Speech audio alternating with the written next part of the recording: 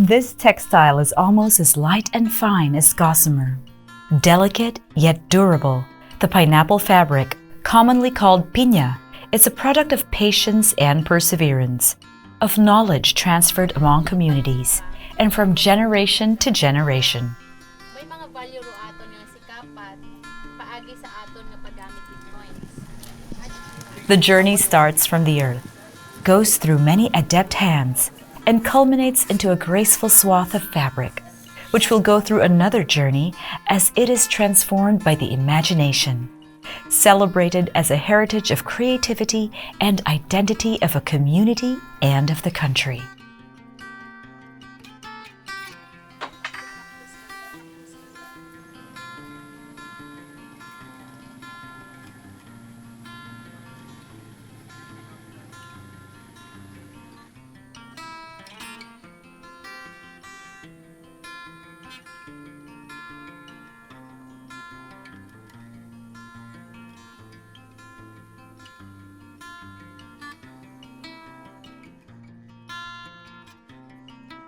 The weaving of textiles is one of the ancient crafts of humanity, using a wide range of materials sourced from the environment.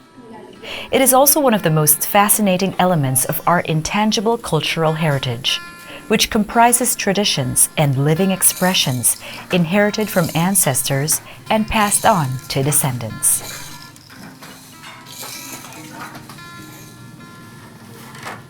In the Philippines, different indigenous peoples possess different weaving traditions, which use a variety of plant fibers.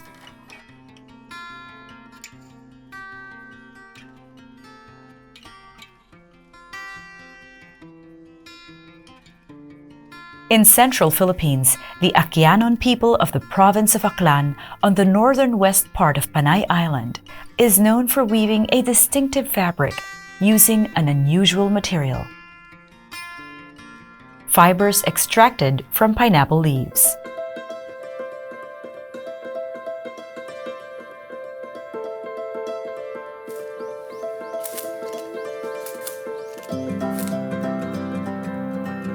Considered the finest among hand-woven textiles, the Piña is known for its exquisite beauty. Because of its quality, relative rarity, and value, Filipinos take pride in the Piña textile, which are used in fashion and finery, and passed down as heirlooms. The Piña textile is the most preferred material for Philippine formal attires. This epitome of Aklan traditional craftsmanship and ingenuity has become one of the markers of ethnic, community, and national identity of the Filipinos.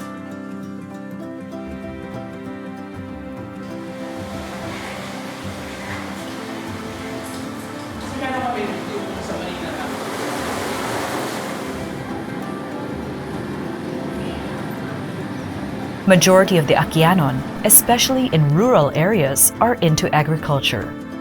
In coastal communities, fishing is also a primary livelihood. Over the years, Aklanon are in diverse occupations.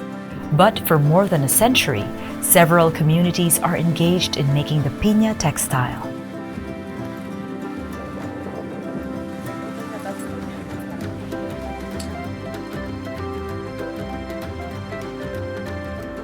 Historically, Piña weaving was concentrated in the provincial capital town of Kalibo, particularly in the villages of Old Busuang and New Busuang. But it can also be found in the municipalities of Macato, Tangalan, Balete, Banga, and Lezo. Until today, Piña weaving is alive in these places, considered as a family and community heritage.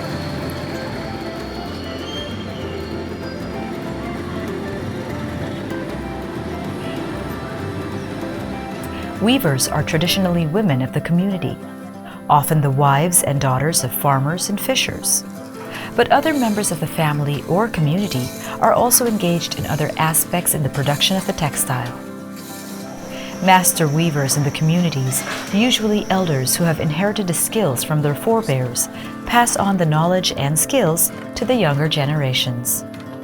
Other components of the piña making process are also usually similarly passed on. The whole process of making it remains almost unchanged since it began.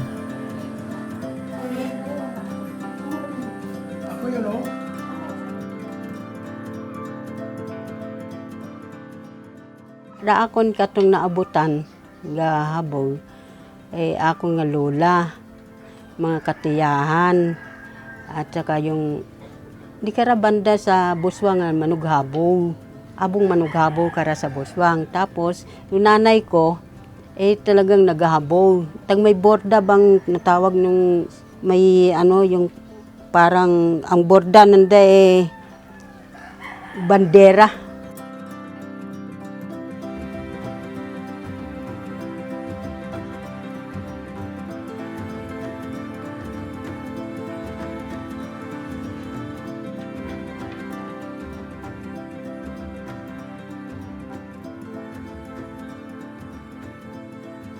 Elementary, tumutulong lang muna sa nanay. Tapos tapos ako ng high school, naghanap ng trabaho. Okay. Nagtindera, nag-sales lady, tapos napagod na. Okay. Bumalik ulit sa bahay, doon na nag-umpisa ng mag-weave, diretso ng weave.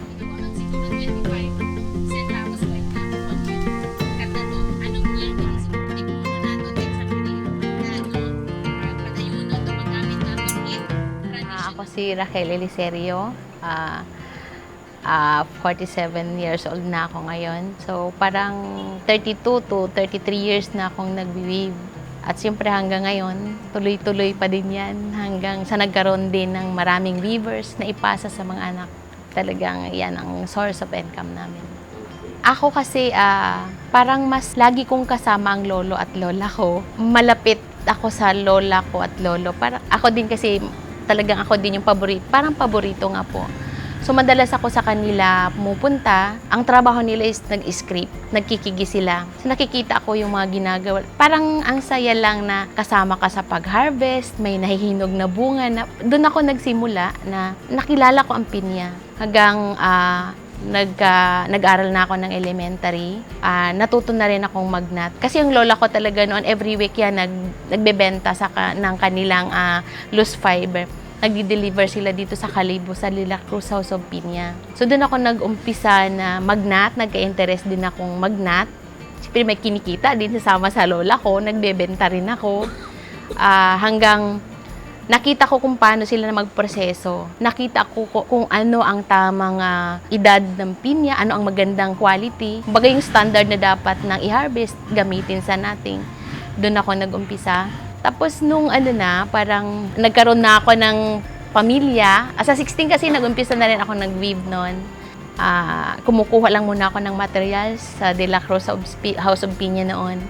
Hanggang natuto na din akong parang nagnegosyo na rin. Nagkaroon na rin ako ng pamilya.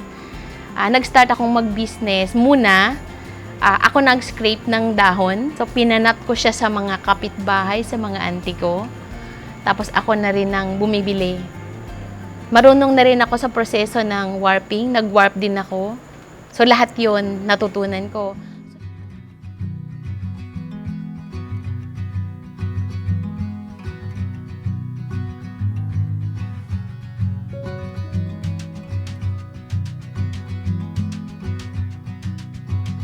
The process of producing the piña textile is arduous, beginning with the cultivation of the pineapple to the weaving itself. The whole process involves different communities and different people and sectors of the community. Farmers, scrapers, knotters, warpers, weavers, traders, and designers.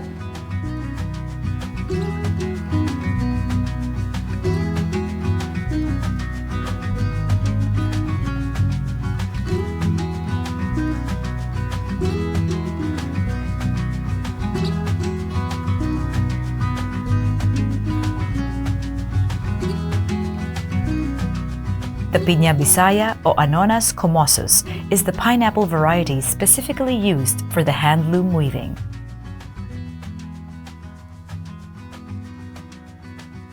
Cultivated in backyards and farms, the pineapple takes 18 to 24 months to mature.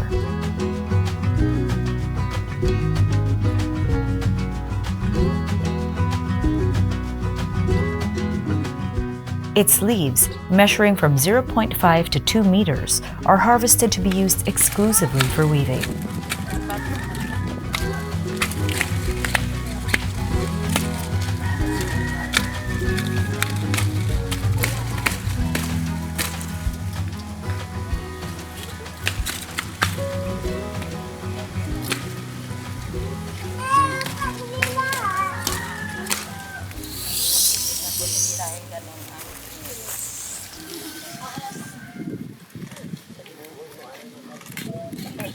The fibers are extracted from the mature leaves, a procedure delicate and tedious.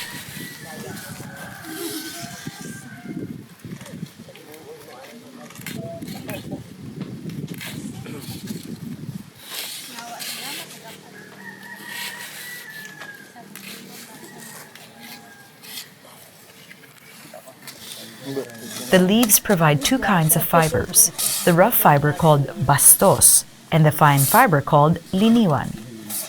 Using a shard of porcelain, the stripper removes the epidermis of the leaf, extracting the bastos.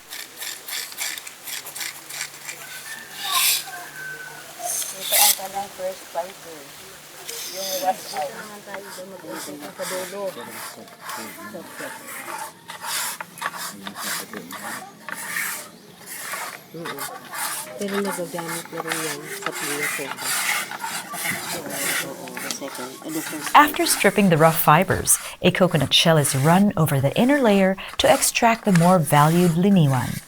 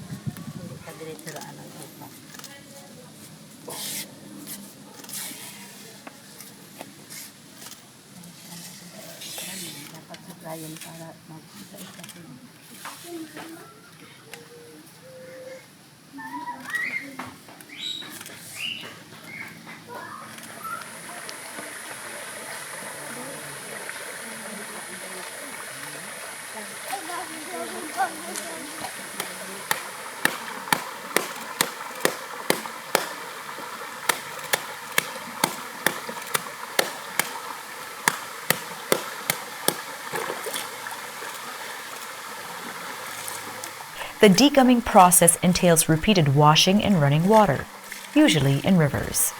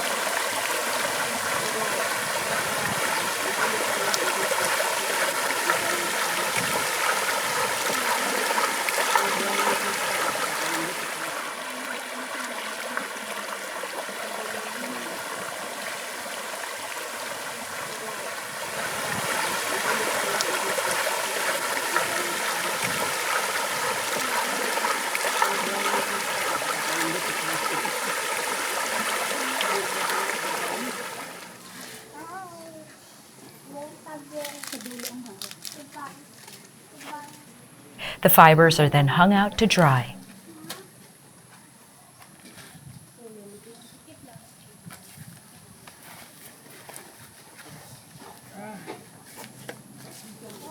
Ganon din. Palo lang.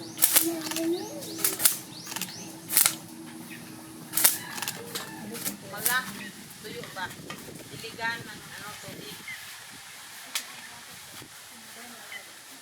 Palo. Gasay. Bakyat palo-palo.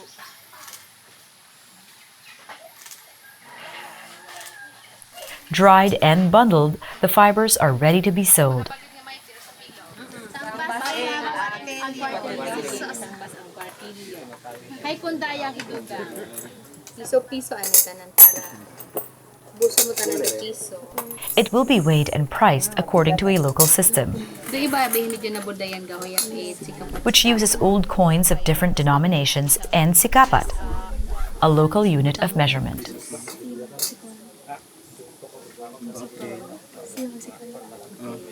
Ay 14. Sigurado ka ha? 14. 75 at ka. Ay, paano da? Bayusan ta. Kuman. 5, 1.5, 1. Ano daya ay? 3, doon na lang namin pagayo. 1.5 na lang. Pili man doon? May bayo lang. 0.5.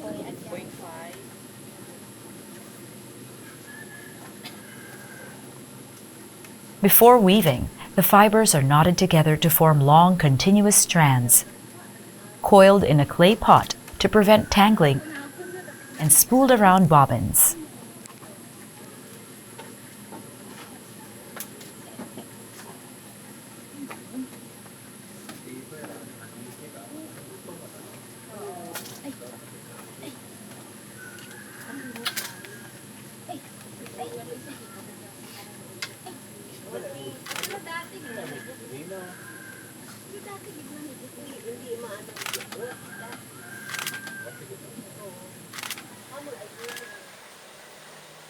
Threads are then put into a sabongan, or warp wheel, for desired dimensions.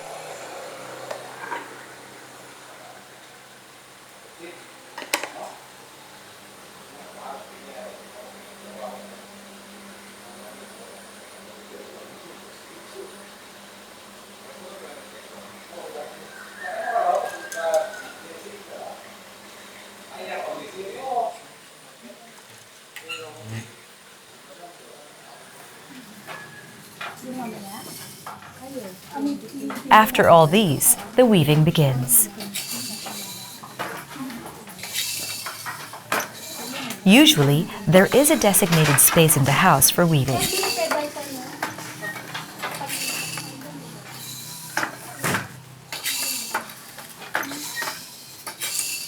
The weaver sits on the upright hand loom with 2 or 4 foot-operated bamboo treadles.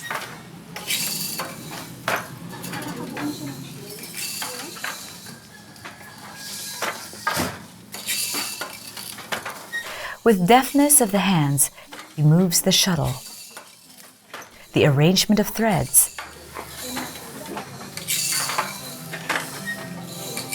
and slowly the fabric emerges.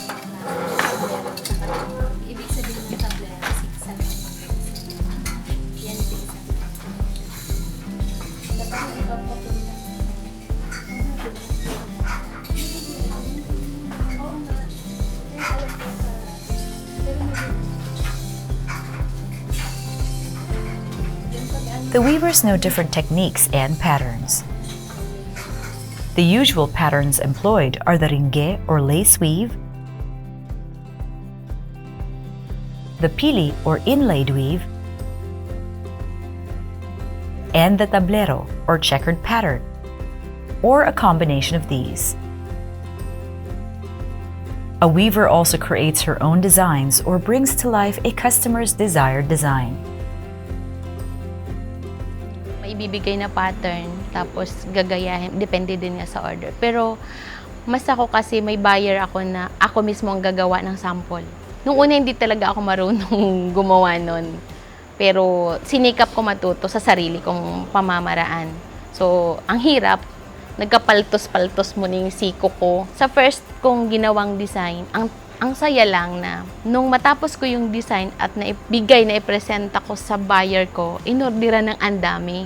Parang nagkaroon pa ako ng interest na kaya palang gumawa ng design. Nagkaroon ako ng idea na yung combination ng colors. Parang ang dami ko nang naisip na idea na hanggang sa pagtulog, sa paghiga, may mga pumapasok sa isip ko na mga design. So, kailangan madaling araw pa lang gawin ko siya. Uupo na ako sa loom ko. Kailangan gumawa kasi ako ng maraming design tapos para pagpilian ng buyers. So siguro ang dami ko nang nagawang mga design kasi mas parang expertise ko isuksok yung barong. Kung minsan nga yung weaver ko nagsasabi na wag naman ang daming setup, daming stick kasi mahirap. Pero sabi ko nga, hindi naman siya mahirap kung talagang gusto nating gawin para kakaiba at para may laging bago. Mayroon na kaming complicated na nga ang design namin. May tablero na siya, ringge, tapos may suksok pa siya, may pitsera sa barong. So, lahat nagagawa namin. Pagka weaver ka talaga, parang antalas na din ang isipan mo mag-create ng design.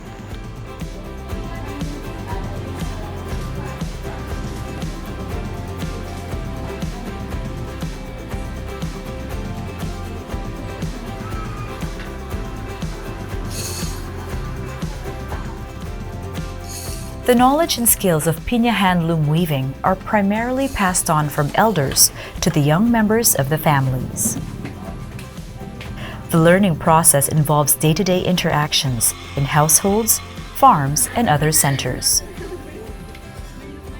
Young family members grow up observing older members engaged in pineapple cultivation and piña weaving, and eventually learn the craft under the tutelage of experienced members. The learning process also serves as an opportunity for family members to strengthen their bonds in which not only skills are shared, but also stories and experiences.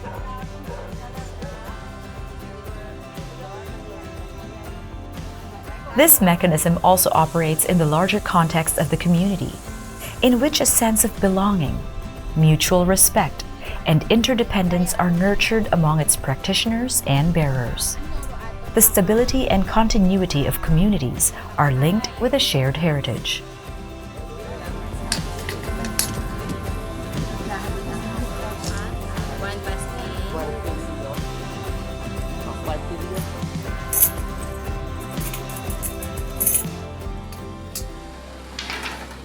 Mayroon din po kasi minsan na weaver na aayaw. Halimbawa, nagsawa na siya, pupunta mo ng Manila, magtrabaho mo na. Kasi ilang beses na rin nangyari sa akin, mga pinsan ko na luluwas ng Manila, tapos pag nagtrabaho na doon, nakaranas ng hindi maganda o napag-isipan nila na, ay mas maganda pa palang mag-hobby. So, sasabihin nila sa akin na babalik sila ng Aklan. Kung tatanggapin ko pa ba, kung bibigyan pa ba. So, babalik uli sila sa weaving. Hanggang sa nagkaroon na sila ng pamilya, nasa weaving pa rin sila. Kasi ang weaving is nasa loob ng bahay. So kikita ka, nababantayan mo pa yung mga anak mo, kasama mo pa yung asawa mo na tutulong sa iyo. Siya ang magbabining, ikaw ang magwiwib, hanggang ang asawa ay matuto na din ng weaving. Kasi mayroon akong pamilya, pinsa na, dalawa sila ang naghahabi. Ang isa is pure piña, ang isa is piña seda. Ang galing ng kanilang teamwork. Nung una po talagang nag-try ako is ang dami kong oras na ginugol doon. Sabi ko nga po ay nagkapaltos yung siko ko. Hindi ko nga po napansin, ilang araw na lang nagpabalat na pala to siko ko. Tapos na-realize ko din mismo doon sa mga ginagawa kong mali kung paano pala siya gawin tama. Inulit-ulit ko lang hanggang naging maganda, hanggang may nagawa pa pala akong mas maganda pa. At ang isa pa doon na nakakapagbigay sa akin ng inspirasyon gumawa ng magandang design tuwing gagawa ko ng design, na-amaze sila. Naisip ko na para sa amin napakasimple lang sa Aklan ng design na to.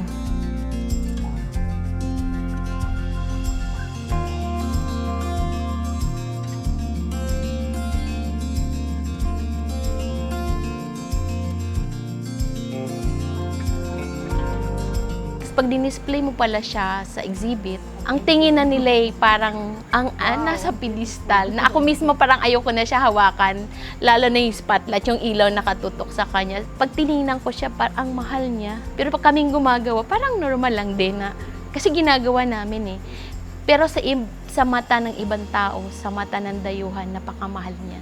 Parang proud na din, napakasarap ng pakiramdam na ang gawa namin ay ang tingin nila napaka taas. Binibigyan ng value.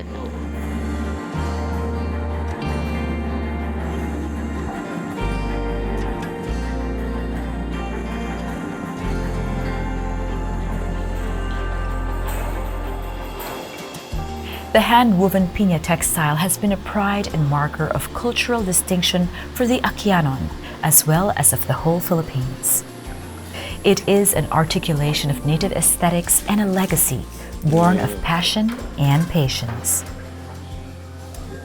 It is also a creative expression that nurtures a sense of belongingness and promotes social cohesion within and among families and communities.